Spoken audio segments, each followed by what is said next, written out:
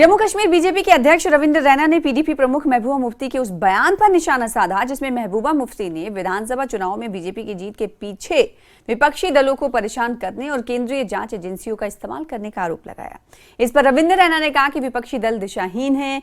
उन्होंने उमर अब्दुल्ला के उस बयान का समर्थन किया जिसमें उन्होंने कहा था कि अगर भविष्य में बीजेपी इसी तरह जीतती रही तो इंडिया गठबंधन का कोई भविष्य नहीं रहेगा।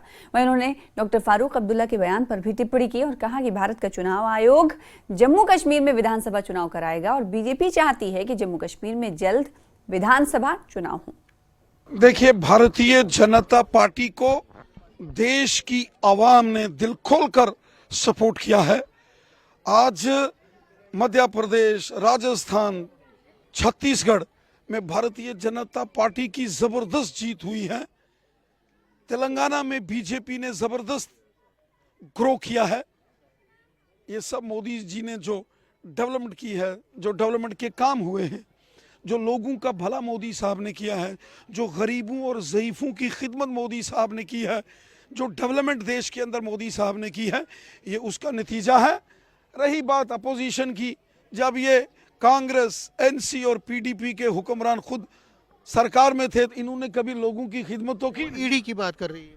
अब देखो, खुद इनका सफाया हो रहा है तो इनको ईडी याद आती है। इनको सपने में भी कमल का फूल याद आएगा। मैं उमर अब्दुल्ला कह रहे हैं कि इंडिया ब्लॉक जो है अब उसका खतरे में है, मानते हैं कि इंडिया ब्लॉक खतरे में। तो आपको लगता है कि एक बड़ी आपके लिए कामयाबी है कि अपोजिशन के लोग भी अब कहते हैं कि इंडिया का कोई फ्यूचर नहीं जो ब्लॉक है? देखिए, श्री उमर अब्दुल्ला साहब ने साफ साफ बता दिया है कि जम्मू कश्मीर समेत पूरे देश में अब कांग्रेस, नेशनल कॉन्फ्रेंस और तमाम अपोजिशन की पार्टियों का सुपड़ा साफ है।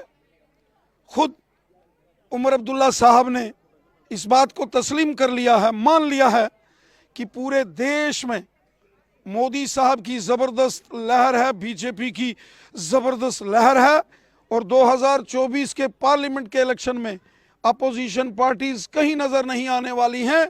और जम्मू कश्मीर में भी जब यहाँ असेंबली इलेक्शंस होंगे, इन सब का सफाया होगा, कोई नजर नहीं। लास्ट में डॉक्टर फारूक अब्दुल्ला ने आज बयान दिया है। उन्होंने कहा है कि हम मुबारक करते हैं कि बीजेपी जीती है, लेकिन वो कहते हैं कि यहाँ पे इलेक्शन क्यों नहीं हो रहे हैं, जम्मू कश्मीर में क्यों नहीं हो जाएंगे।